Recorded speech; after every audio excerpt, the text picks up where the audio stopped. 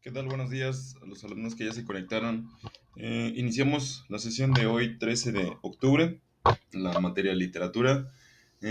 Por ahí veo conectado a Abigail, Alam, Alondra, Ángel, Cecilia, Fátima, Dulce, Janet, Miriam, Nancy, Roberto, Deyanira, Daniel, Nancy, Roberto, Sibel, Valeria, Jimena e Ivonne. Buenos días a todos ustedes. Iniciamos la sesión del día de hoy. Denme un minuto. Listo. Ok, en las clases pasadas vimos lo que corresponde al género narrativo.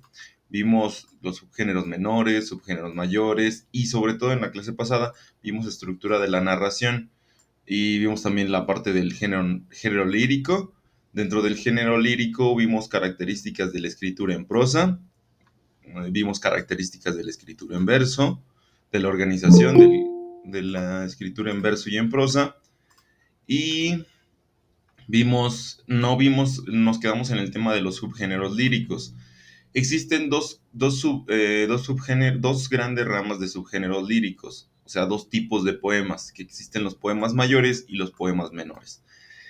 ¿Por qué se les caracteriza? ¿Por qué hay una división o subdivisión entre poemas mayores y poemas menores? Pues bien, es sencillo, por la cantidad y complejidad de su escritura y de su ordenación. Sabemos que cada uno de los poemas tiene características muy particulares. Una puede ser la rima, la métrica y estos son sobre todo la métrica es la que define la forma en que se clasifican. Significa que entre más complicada sea la métrica, de un verso en un poema y la organización sea más extensa, se le clasificará como poema mayor. En cambio, los poemas más sencillos, que tienen menos estrofas y tienen menos versos, se les considera, pues bueno, poemas menores. Ese es uno de los criterios de clasificación para la diferenciación entre poemas mayores y poemas menores. Dentro de los poemas mayores tenemos la oda, la elegía, el himno. Usualmente la oda expresa características de un objeto, de una situación o de un personaje en especial y enaltece los valores o las características, haciendo notar la importancia de ese objeto.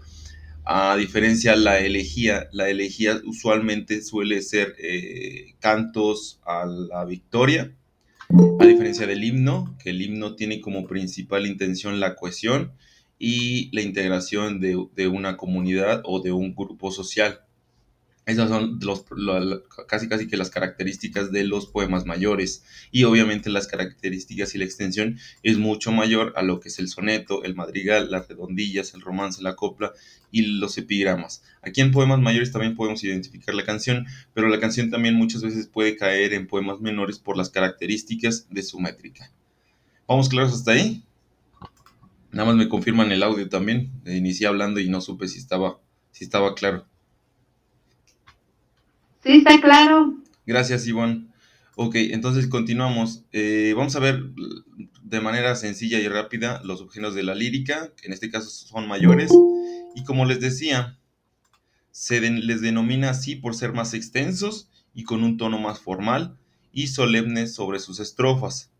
Eh, en este caso, la canción es un texto corto que trata de un tema, está dividido en estrofas, posee una carga emocional y es acompañado de música.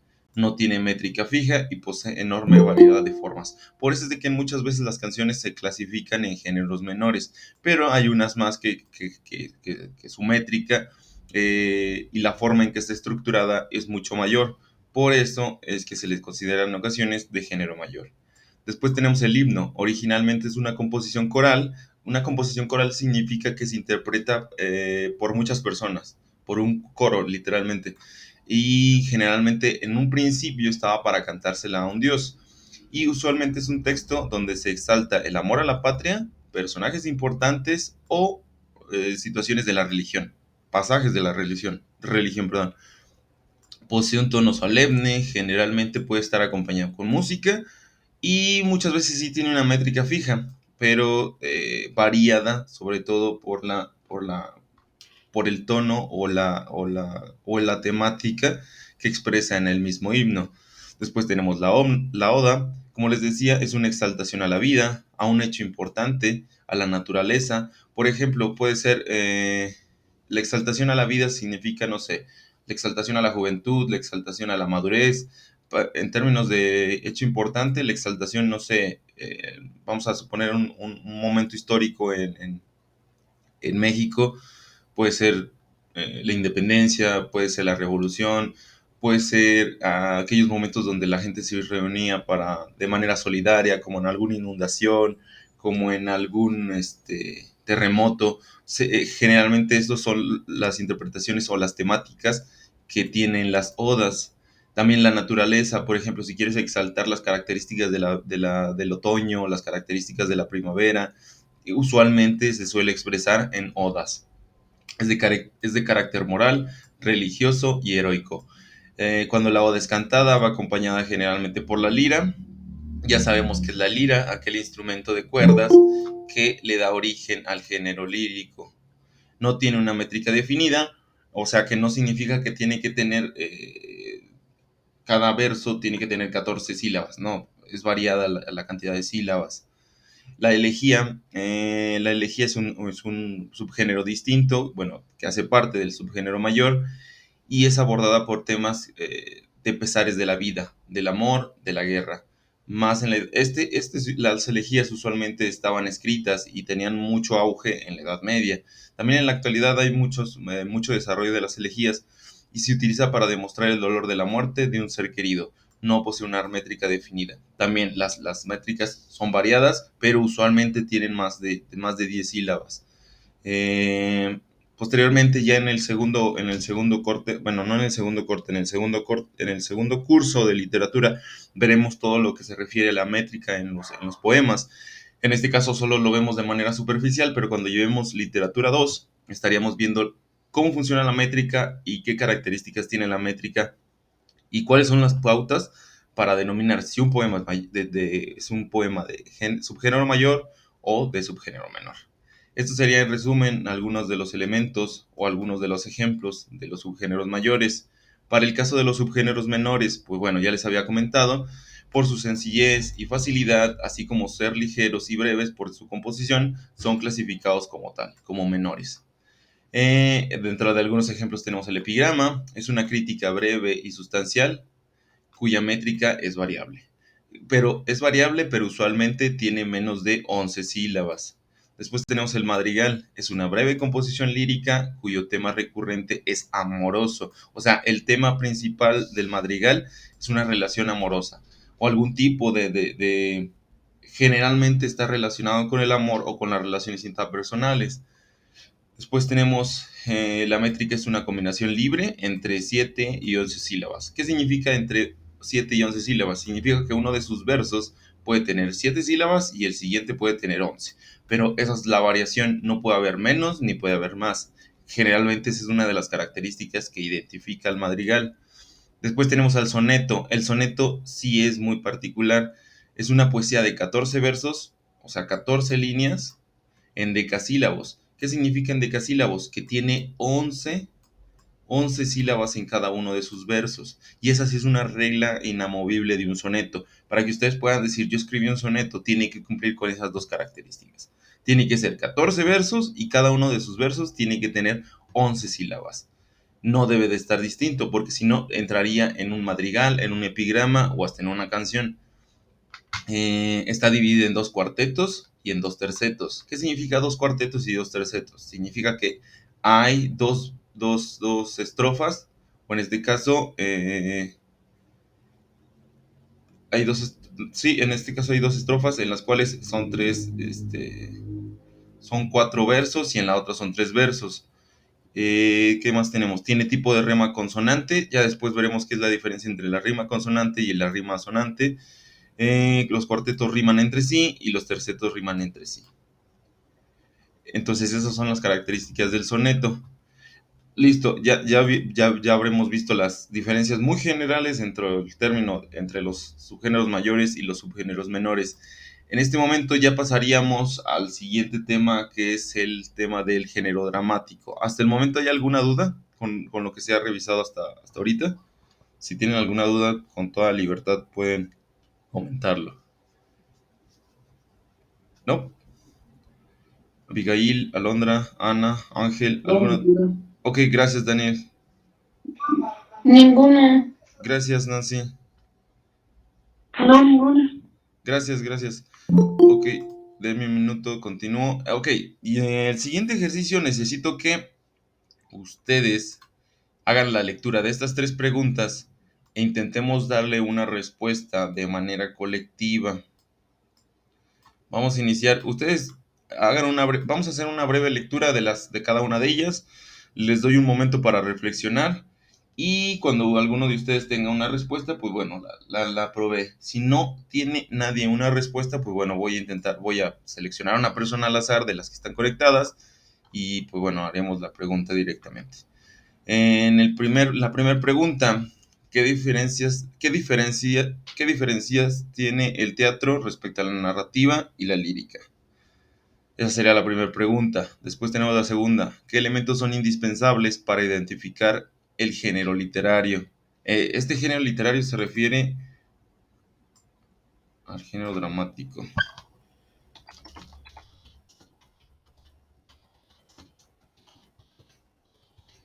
Y la tercera pregunta, que es, ¿cuál crees que es la finalidad de que existan estas creaciones artísticas? ¿Cuáles creaciones artísticas? Pues bueno, los poemas. Perdón, las obras de teatro. Déjenles pongo entre paréntesis.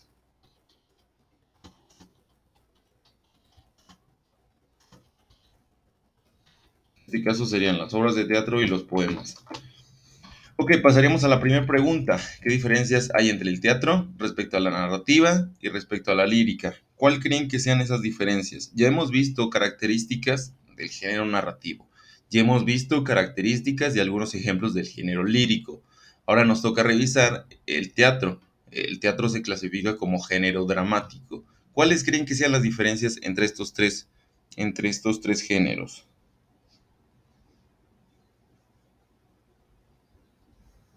¿Alguien, alguna persona que quiera participar? Su estructura, Sí, ¿cuál podría ser la estructura o la diferencia entre sus estructuras, Daniel? por ejemplo, la narrativa vendría siendo como, por ejemplo, con un narrador, y el teatro sería una representación de algún evento. Sí, puede ser, exacto.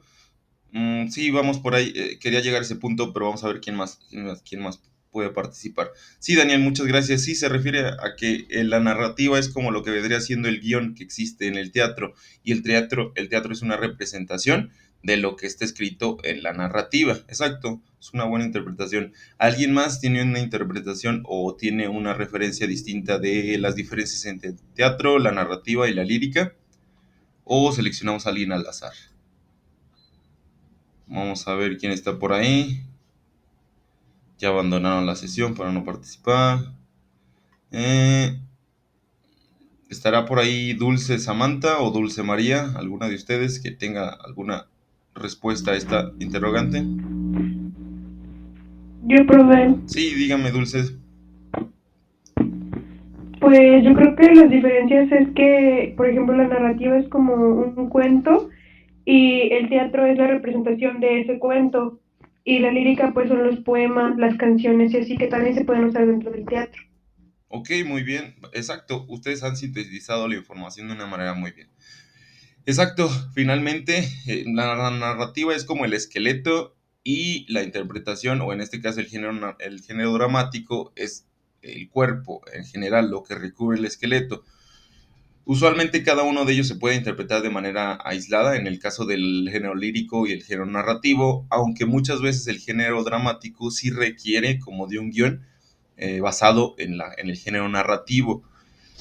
Finalmente el género dramático es como la evolución de lo que es el género narrativo. También recuerden esto, dentro de las obras de teatro muchas veces puede ser interpretadas en manera de verso o en manera de prosa. ¿Qué significa? Ustedes pueden llegar en alguna ocasión a ver una obra de teatro y les sorprenda que en realidad es como un musical. También hay ese tipo de variaciones y ahorita las veremos. En muchas obras de teatro o en muchas representaciones dramáticas se hace uso del género lírico, no solo del uso del género narrativo. Se hace uso del género lírico en el sentido de que muchos de los intérpretes no solo están haciendo un diálogo, no están haciendo un diálogo directo, sino que también hacen uso de la poesía. Dentro de sus mismas líneas existen algunos momentos o subsecuencias en donde hacen uso de la poesía. Muchas gracias, Dulce, perdón. ¿Alguien más? ¿Alguna otra participación? ¿No? Ok, entonces pasaríamos a la siguiente pregunta. ¿Qué elementos son indispensables para identificar el género dramático? Es muy sencilla esa pregunta. Yo ahora sí le abro el espacio para que alguno de ustedes la intente resolver. ¿Alguien? ¿O seleccionamos a alguien al azar? Serían los personajes, la acción y la especialidad o algo así, creo, ¿no? Sí, los personajes, sí, de entrada se necesitan personajes para que interpreten para que interpreten sus papeles y sus diálogos dentro de la obra. Ya tenemos un O elemento. también conflicto, o no. Ya no le escuché, Cecilia. ¿Puede repetir lo último que comentó? También podría ser Se escucha cortado, Cecilia. ¿Lo podría repetir? No sé si el resto sí escuchó. que podría ser otro el conflicto, El otro de los conflicto, elementos. sí, puede ser, pero consideremos esto, ya nos estamos metiendo en un punto un tanto distinto. Bueno, no, hace parte de lo mismo. Miren, el género dramático necesita un guión. ¿Qué es un guión? Pues bueno, donde está escrito todo. Y ese guión, pues sí, como dice nuestra compañera Cecilia, necesita una evolución de los hechos. Lo que veíamos del género narrativo necesita un inicio, un desarrollo y un cierre. Y dentro del desarrollo hay un conflicto. Y exacto, eso es lo que se necesita también en una obra o en una representación dramática. Se necesita un guión. Ok, ya tenemos dos elementos identificados, indispensables para el género dramático, que sería el guión, como dice Cecilia, y los personajes. Tenemos ya dos elementos. ¿Qué otros elementos creen que sean necesarios para identificar al género dramático? Cuando ustedes, ¿cómo identifican la diferencia entre una narrativa, un poema y una obra de teatro? ¿Cuál creen que sean esos elementos que hacen que la obra de teatro sea diferente al resto? ¿Qué otras? Porque el idioma. Sí, Jimena, y después Ibel. Ah, las obras teatrales y los actos de escena de dirección de una escala. Eh,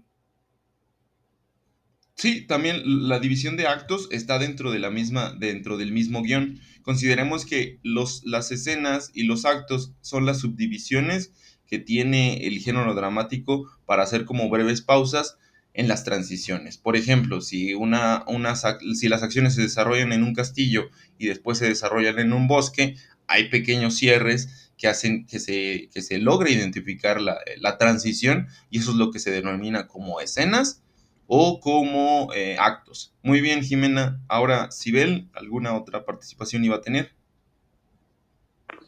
Iba a decir que se narra con diálogo. Sí, finalmente muchas de las obras teatrales sí hay un narrador detrás y muchas veces sí existe un diálogo permanente entre los mismos personajes. La interacción es directa, o sea, ustedes ven una serie de personas en un escenario, los cuales, pues bueno, dialogan entre ellos. ¿Qué significa dialogan? Platican entre ellos y proponen sus situaciones, sus preocupaciones o algún punto muy importante que deba de ser como relacionado con la historia o con el punto más importante del desarrollo de lo que están interpretando. Ok, muy bien, Sibel, gracias, Jimena. ¿Alguien más? ¿Algún otro elemento que ustedes consideren que sea necesario dentro del género dramático? Que son elementos indispensables. Mm, La escena, sí, se refiere a la escenografía, sí, muy bien, Janet. La escenografía técnicamente es lo que está de fondo. Eh, Escenografía. sí, Janet, sí, Dulce, la escenografía finalmente es como el marco que está detrás de los personajes que les da un sentido de dónde se encuentran o dónde están ubicados. Por ejemplo, si queremos decir que están en una cabaña, evidentemente necesitamos dentro de la utilería, también la utilería es un elemento necesario en el género dramático. La utilería son esos elementos móviles que se utilizan dentro de la obra para darle sentido o darle sentido a la escenografía. En este caso, la escenografía vendría siendo el fondo que está detrás, que sería una casa, una cabaña, puede ser un prado, un bosque, puede ser un río. Hacen parte de la escenografía. O sea, puede ser que no esté, pero esté la imagen que hace alusión a estos elementos o a estas localizaciones. Y los elementos de la utilería puede ser tanto la utilería corresponde tanto de la vestimenta como, no sé, desde una lámpara, un banquillo, una mesa, este, un establo. Todos estos elementos móviles se consideran como la utilería dentro de la misma escenografía. Muy bien, Dulce, muy bien, Janet. ¿Alguien más que identifique algún elemento más para el desarrollo del género dramático? ¿No? También otros dos, bueno, esto lo comparto así de manera general, otros dos elementos que podemos identificar dentro de las representaciones dramáticas son la iluminación, el audio y sobre todo el primero que les comenté, la iluminación. ¿Por qué? Porque usualmente la iluminación sirve para dar mayor importancia a un personaje. Se usan estos faros que son muy comunes en los teatros, los cuales enfocan a una persona y eso hace que el público se centre en ese personaje mientras alrededor están montando y desmontando parte de la escenografía y haciendo transiciones. Usualmente eso es para enfocar la atención en un solo personaje. Y ya pasaríamos a la siguiente y a la última pregunta, que sería, ¿cuál crees que es la finalidad de que existan estas creaciones artísticas, que son las obras de teatro y los poemas? ¿Cuál sería alguna respuesta sencilla de alguno de ustedes o de varios de algunos de ustedes para esta pregunta? ¿Cuál creen que sea la finalidad de que existan tanto poemas y obras de teatro? Tal vez Para sea que, por comunicar. ejemplo, A ver, vamos en orden. Primero vamos con Miriam y posteriormente Abigail. Sí, Miriam. Tal vez sea, por ejemplo, en las obras de teatro, dar a conocer diferentes tipos de conocimientos, para que al final al público le quede una moraleja. Sí, muy bien. Y de los poemas, pues, dar a conocer los sentimientos y pensamientos del autor. Exacto, sí, recordemos que en ambos casos se consideran parte del arte, tanto del género dramático como el género lírico. ¿Por qué? Porque tienen la característica de generar algún tipo de emoción en el receptor. En este sentido, ustedes pueden si tienen la oportunidad, vayan a alguna obra de teatro. En muchas ocasiones sí son muy curiosas las formas de interpretación de los actores y también muchas veces está influido por la forma en que tipo de obra que van a montar. Pero es muy común que cuando estamos observando o estamos en presencia de un público, perdón, de una obra de teatro, van a sentir un tipo de sentimiento o emoción que quizá no sea el amor, que quizá no sea la felicidad, pero sí va a generar y despertar en ustedes algún tipo de emociones. Se los digo porque si sucede.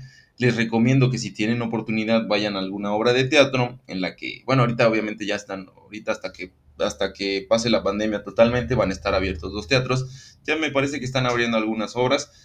Si llegan a tener alguna oportunidad, verán que sí es muy curioso el estar frente a una obra de teatro. Muchas veces también las obras o las interpretaciones no necesariamente se dan en los teatros. A veces, muchas veces, obras de teatro se dan en representaciones públicas, en plazas. Así que si tienen la oportunidad de ver o en algún foro, si tienen oportunidad, les recomiendo estar en presencia de. ¿Por qué? Porque si llega uno a experimentar algún tipo de emoción no les puedo decir exactamente de qué tipo de emoción, porque eso depende de cada uno de los observadores, en este caso de cada uno de ustedes, pero sí se genera algún tipo de emoción, tanto en las obras de teatro como en los poemas, como decía Miriam. Seguía Abigail. ¿Cuál sería su participación, Abigail? ¿Qué es lo que nos quería comentar? Pues como dijo mi compañera, para comunicar emociones o ideas que expresan a través de diversos recursos. Sí, muy bien, Abigail. Y sí, es muy curioso. Por ejemplo, ustedes en algunos puntos de su vida tendrán como altibajos de sus sentimientos, sus emociones. Por ejemplo, puede ser que a alguno de ustedes haya tenido alguna pérdida familiar y su momento específico sería un poco de nostalgia al recordar a esa persona querida, o sea, todo lo contrario, estar enamorados y estar recordando constantemente a esa persona. Puede ser otra el desamor, que puede ser que hayan terminado con su pareja o con sus mejores amigos, no sé. Y seguramente alguien ha escrito, algún poeta ha escrito algo relacionado con eso. Ustedes al leer ese poema se van a sentir identificados. Es lo mismo como cuando ustedes escuchan una canción y dicen, ah, esa es mi canción, porque en ese momento esa canción representa el estado anímico de ustedes. Eso mismo sucede con los poemas y obviamente esa sería la finalidad de los poemas. No sé si alguien tenga, muy bien, Abigail. No sé si alguien más tenga alguna otra opinión respecto a esta última pregunta. ¿Cuál creen que sea la finalidad de las creaciones artísticas? ¿Alguien más? ¿No? Ok, si no hay nadie más, entonces avanzaríamos. Y pues bueno, ahora sí iríamos a lo importante en este sentido del género dramático. Ya vimos género narrativo, ya brincamos al género lírico y ahora pasaremos al género dramático. Y pues bueno, sabemos que en el género dramático consiste en el predominio de la función apelativa o conativa. ¿Alguien recuerda cuál es la característica de la función apelativa o conativa? ¿Alguien que tenga a la mano sus apuntes o que la recuerde de manera memorística? No. Si no me equivoco, apelativa es querer llamar la atención de los demás. Sí, sí va por ese sentido. Exacto, Daniel. Generalmente la función apelativa o conativa tiene la intención de de llamar la atención y sobre todo de generar algún tipo de respuesta de la otra parte. En este caso, la función apelativa está relacionada con los diálogos que tienen en interacción los personajes, pero también con la función que tiene los personajes con el público. ¿Por qué? Porque la intención principal de los personajes es despertar algún tipo de emoción en el público. Y ahí se está cumpliendo este tipo de que sería la función apelativa o conativa. Muy bien, Daniel. Y pues bueno, muchas veces el género dramático consiste en el predominio de esta función que ya explicamos, y ya que las frases son instrumentos para la acción dramática. ¿Qué significa esto? Cada una de las frases que hace uno de los personajes tiene una respuesta directa en alguno de los otros personajes. ¿Qué significa esto? Obviamente cuando un personaje dice que va a correr, pues evidentemente corre o el otro corre y hay una interacción directa porque hay un diálogo. Y estos diálogos también funcionan como detonadores de las acciones que deben de representar los mismos actores. Por eso es de que se dice que dentro de este género la función principal es la apelativa o conativa, porque siempre se busca una respuesta, tanto entre personajes como entre personajes y público. ¿Qué más? El género dramático, al igual que todas las bellas artes, se gesta en la antigua Grecia. Las primeras obras dramáticas estaban relacionadas a ciertas fiestas que se desarrollaron en la antigua Grecia, que estaban relacionadas y se hacían muchas veces en honor al dios Dionisio.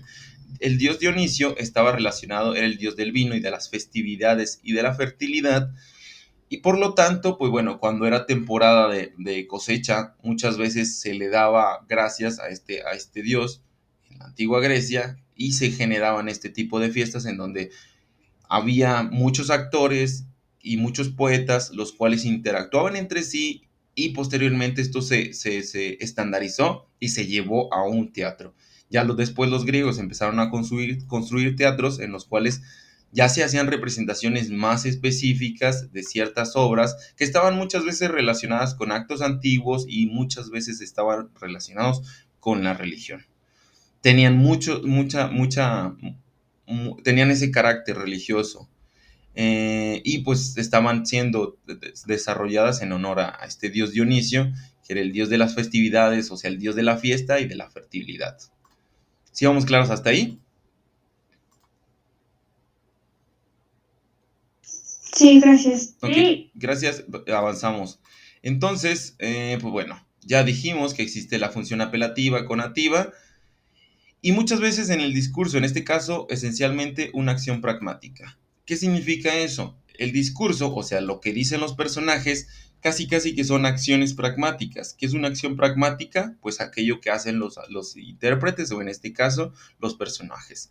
Significa que el discurso o lo que se está narrando se lleva a cabo a través de las acciones. O sea, ustedes no podrían ver una obra de teatro si los actores no se mueven, no saltan, no brincan, no cantan, no corren, no bajan, no se mueven. ¿Por qué? Porque finalmente los discursos en las obras dramáticas tienen esa intención. Generalmente, el público logra percibir las transiciones y los cambios y el desarrollo de la historia a través de los movimientos y de las interpretaciones de los actores. Eh, el género en este caso el género dramático no es simplemente informativo o expresivo, como lo podría ser en este caso el género narrativo o el género lírico. ¿Por qué digo eso? Porque usualmente cuando nosotros leemos un cuento, pues ese cuento tiene una intención informativa, muchas veces también un poco expresivo, pero usualmente no tiene una acción pragmática. Dentro de nuestra lectura en los cuentos, nosotros tenemos que hacer uso de la imaginación para darnos cuenta de las transiciones o los movimientos que pudieran hacer los personajes. En realidad no vemos en tres dimensiones lo que sucede, a diferencia del género dramático en donde sí sucede. En este caso, en el género dramático se intenta influir sobre el oyente, producir un efecto sobre él, y si hay relato estará supeditado apelativamente. ¿Qué significa esto? Pues bueno, otra vez lo que les comentaba al inicio. Las obras de teatro tienen intención de generar emociones en el receptor, en este caso, pues el del público. Ya puede ser, háblese de sorpresa, tristeza, amor, felicidad, enojo, preocupación, cada una de las emociones que nosotros podemos desarrollar como personas. Esa es la intención de las obras dramáticas, generar esa serie como de collage de emociones, pero dependerá también esto del subgénero al que pertenezca la obra que estemos viendo. Y ahorita más adelante veremos cuál es la intención de cada una de esas obras que existe dentro de los subgéneros del género dramático. Bueno, en términos etimológicos, el término teatro procede del griego teatrón, que significa contemplar. Recordemos que en el sentido estricto, el público, ¿qué es lo que hace frente a la sonografía o frente a los personajes? Pues contemplar. Por eso es de que ahí viene el término teatro y teatrón. También sirve para definir el género de la literatura, que abarca aquellos textos pensando por su representación y espacio donde se exponen dichas obras teatrales. En esta parte, bueno, esto es una narrativa, lo que les comentaba también en este sentido. En el primer curso de literatura estaremos viendo de manera muy general lo que se refiere al género dramático. Ya ustedes se dan cuenta que para el segundo curso de literatura, que sería literatura 2, veremos características muy particulares de cada una de las obras dramáticas, de cuáles son los elementos que la componen, como les decía hace rato, que es el guión, la escenografía, la iluminación, los personajes, la utilería. Veremos cada uno de esos elementos y cómo estos interaccionan entre ellos, pero eso solo lo veremos ya en la materia de literatura 2. Ahorita es muy general para que ustedes ya más o menos puedan distinguir los tres géneros mayores, que es género narrativo, dramático y lírico. En este caso, pues bueno, sigamos avanzando. Dentro de los subgéneros de la dramática, bueno, podemos encontrar características internas y externas y usualmente estas diferencias las podemos identificar en extensión y en la temática. Ya vimos que para el género lírico usualmente nuestro diferenciador es la métrica. Para el caso del género dramático o para las obras de teatro, las diferencias las podemos encontrar en la extensión y en la temática. ¿Por qué la extensión y en la temática? Pues bueno, habrá pequeñas obras de teatro que sean muy cortas y que hagan parte de una obra más extensa, y también las temáticas. Muchas veces las temáticas son moralizantes, muchas otras veces son cómicas.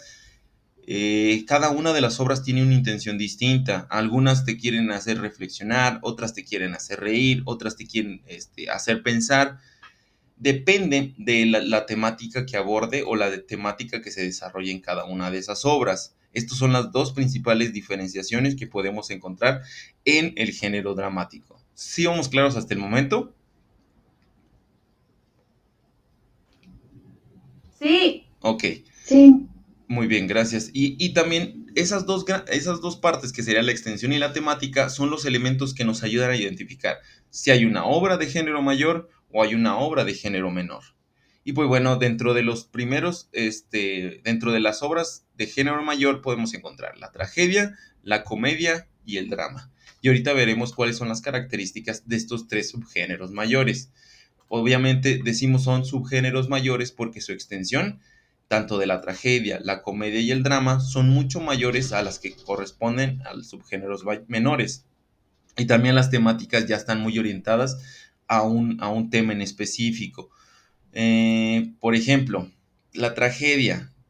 ¿Cuál es la característica de la tragedia? Presenta conflictos de apariencia fatal que provocan tristeza y miedo. Los personajes en la tragedia antigua eran usualmente de descendencia noble. No pueden luchar contra su destino y terminan casi siempre en un mal desenlace. Por eso es de que decimos por eso es que se utiliza muchas veces en las charlas comunes y cotidianas que cuando les sucede algo malo les ha sucedido una tragedia. Por ejemplo, cuando se les rompe o se les pierde el celular, ustedes a lo mejor pueden decir o pueden haber escuchado a una persona que diga, me sucedió una tragedia. ¿Qué significa una tragedia? Pues bueno, que el desenlace de su historia en ese momento fue trágica.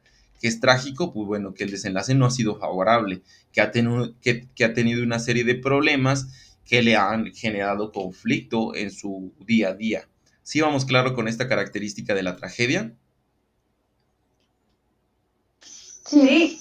Ok, entonces avanzamos. El siguiente subgénero sería la comedia. Y en la comedia usualmente se destacan los errores, los vicios humanos, mostrando a los personajes de una manera exagerada y burlona, ya que su principal finalidad en la antigüedad y tanto en el presente es una enseñanza moral de forma divertida. Significa que usan la risa para generar algún tipo de moraleja. Esa es la principal característica de la comedia, a través del uso de actos cómicos, actos chuscos, donde los personajes les pasan situaciones muy cómicas o muy divertidas. Intentan tener como finalidad un tipo de enseñanza moral. Significa que puede ser que a un personaje ustedes lo consideren que le sucedió una tragedia, pero puede ser que la intención principal sea que esa tragedia le resulta como una enseñanza moral. Ya ustedes verán con el paso del tiempo y cuando estemos en literatura 2 este tipo de variaciones, pero en general esto es lo que ahorita deben de identificar. A diferencia de la tragedia, la comedia tiene una intención de hacer reír, destacando los errores humanos, los vicios humanos. ¿Cuáles son los errores humanos? Pues bueno, en las mentiras. Los vicios humanos, ¿cuáles pueden ser? Pues bueno, cuando son el alcohol, algunos otros tipos de situaciones en donde son vicios humanos, por ejemplo, la avaricia. Se exaltan dentro de la comedia este tipo de vicios humanos para decir que esos elementos o esas características humanas no son favorables para una persona y que debe de cambiarlas de alguna manera. Pero esa enseñanza no te la muestran de una manera triste o una manera estricta, sino te lo muestran de una manera en que tú puedes decir, no, qué gracioso que le sucedió eso, pero igual, si no cambia su actitud, debe de, le van a suceder cosas no tan gratas, pero lo hacen en una interpretación pues cómica o graciosa, no a diferencia de la tragedia en donde pues sí se retrata una situación un poco más conflictiva. El tercer subgénero mayor es el drama. Ya ustedes lo conocerán porque también muchas veces está popularizada la palabra drama cuando, por ejemplo, en las relaciones interpersonales o de pareja, alguna de las partes genera demasiado, no sé, demasiado ruido o demasiada molestia por algo insignificante. Cuando ustedes dicen, es que está siendo demasiado dramática o está siendo demasiado dramático o no hagas drama, significa que estás generando demasiada información o demasiados sentimientos con respecto a un tema muy sencillo que puede ser resuelto de una manera muy práctica o pragmática. Y pues bueno, dentro de la definición operativa, el drama tiene como finalidad mostrar la vida real, contempla momentos de tristeza y alegría. Sus personajes usualmente suelen ser reales, no son fantasiosos. ¿Por qué? Porque representan acciones y situaciones en las que el hombre, o en este caso el humano, puede estar inmerso. Y son aquellos quienes deciden los desenlaces fatídicos o felices. ¿Qué significa esto? A diferencia de la tragedia, en la tragedia los personajes tienen un destino tienen una predestinación. ¿Qué significa? Que hay un destino el cual ellos no pueden cambiar. Y trágicamente ese destino se va a desarrollar independientemente a las acciones que el personaje quiera hacer. A diferencia del drama, en el drama los personajes son dueños de su futuro. ¿Qué significa eso? Que según las decisiones que tomen los personajes van a ser las consecuencias de sus actos. Técnicamente es una de las principales diferencias entre la tragedia y el drama. En la tragedia el personaje principal intenta actuar y hacer cambios en su vida, pero no puede. Y en el drama sí, los personajes pueden tomar ciertas decisiones y cambiar completamente el giro de su historia. Y en este caso, pues bueno, tanto pueden tener desenlaces fatídicos, o sea, con lo que sucede en la tragedia. Fatídico se refiere a fatales, a situaciones que pues se salen de su control, o desenlaces felices, que coinciden con lo que el personaje principal o los personajes querían conseguir. Y pues bueno, muchas veces al drama también se le conoce como la tragicomedia. Este es otro de los subgéneros, que la tragicomedia es la mezcla entre el drama, o sea, situaciones reales que puede vivir una persona, y un desenlace feliz o trágico con elementos cómicos, como vendría siendo la comedia. ¿Vamos claros hasta ahí? Hemos podido identificar estas tres diferenciaciones entre lo que es la tragedia, la comedia y el drama. ¿Vamos claros? ¿Sí podemos identificar esas diferencias al momento?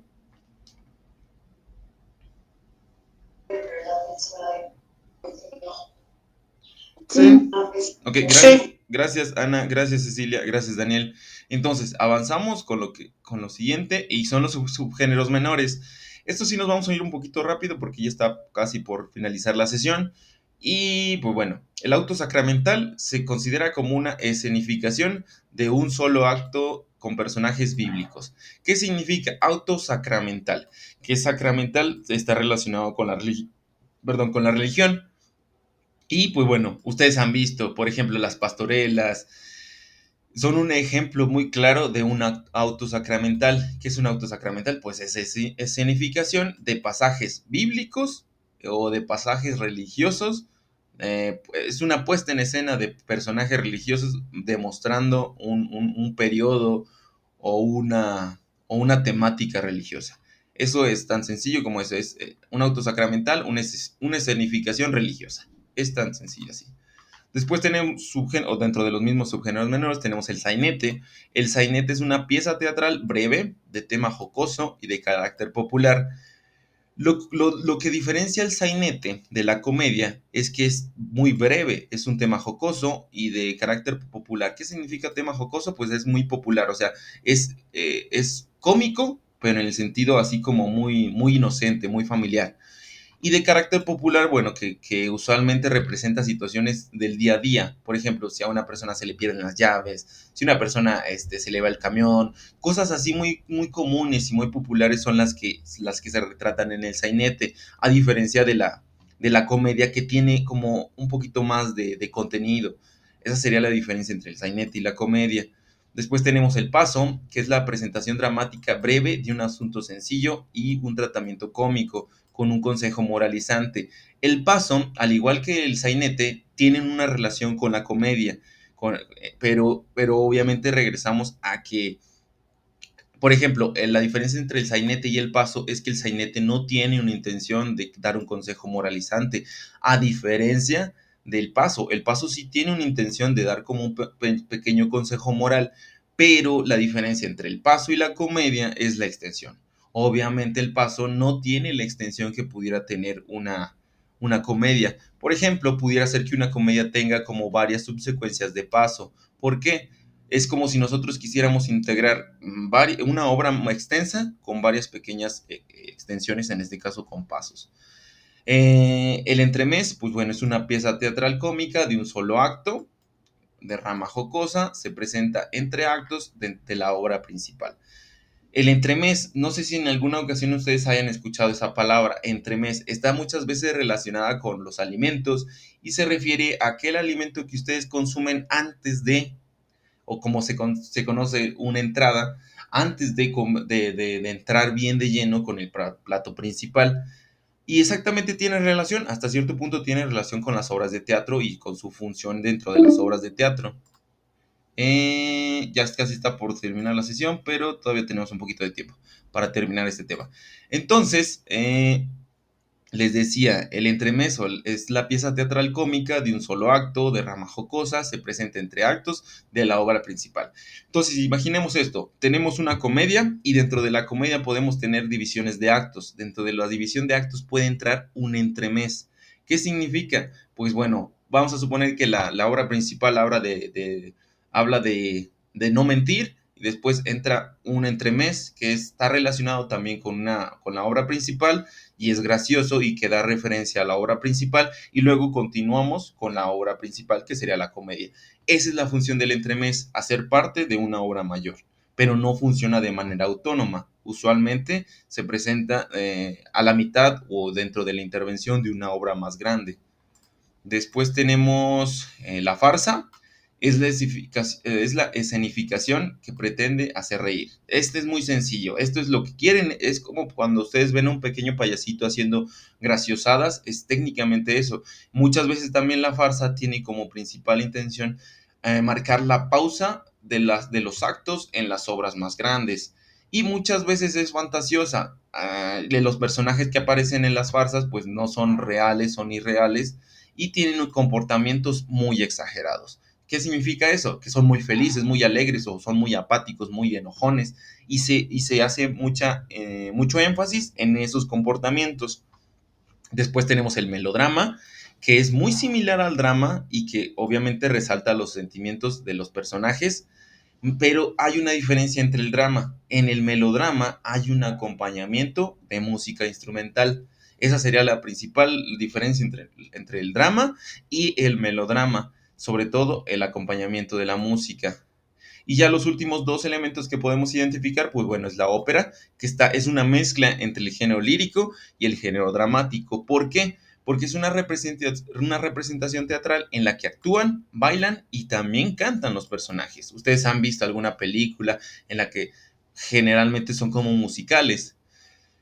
Técnicamente un musical se desprende de una ópera. Después tenemos la zarzuela y este tipo de obra musical se canta y se declama y pues bueno, tiene su origen en el español. O sea, los españoles fueron uno de los primeros en desarrollar este tipo de obras de teatro. ¿Vamos claros hasta el momento? ¿Hay alguna duda con respecto a estos subgéneros del género dramático? ¿Os ha quedado claro? Sí. Sí. Ok, si no hay ninguna duda, en este momento estaríamos finalizando la sesión del día de hoy. Les estaría agradeciendo su atención y sus participaciones, que fueron muy interesantes. Y pues nada, recuerden, si hay alguna duda con respecto a las actividades que tienen que realizar, tenemos los canales de contacto, está WhatsApp, tenemos el Facebook y tenemos la plataforma. Cualquier duda con respecto a la actividad que tienen indicada para el día de mañana, para el día viernes, pues bueno, estamos al pendiente y yo les recomiendo siempre hacer las entregas antes de la fecha límite para que yo les pueda hacer alguna observación, y si tienen alguna observación muy grave que tengan que corregir en su trabajo, pues bueno, tengan tiempo de volverla a entregar. No sé si al momento hay alguna otra aportación o alguna duda con respecto al proceso de esto de entregas. Si estamos claros, estaría finalizando la sesión del día de hoy. Y pues nada, ya nada más quedó a sus observaciones. ¿Alguna otra duda? No, maestro. Ok, gracias, Jimena. No, gracias. Ok, gracias, Ana. Pues bueno, entonces yo me despido de ustedes y que tengan un excelente día. Estamos al pendiente. Y pues bueno, otra cosa, a los alumnos, sí, gracias. De todas maneras, ya está quedado grabado en el video de la repetición. Recuerden, si alguno de ustedes, alguno de sus compañeros no logró estar presente, recuérdenle que puede visualizar la repetición de la clase y que después él hace su reporte, y en su reporte, pues bueno, tiene que hacer una síntesis de lo que se vio o se explicó en la sesión. Y pues nada, sería todo por el día de hoy. Les agradezco que hayan estado aquí y pues bueno, que tengan un excelente día. Hasta luego. Gracias igualmente. Hasta luego. Hasta luego, Ana. Gracias, maestro. Hasta luego. Hasta luego, Jimena.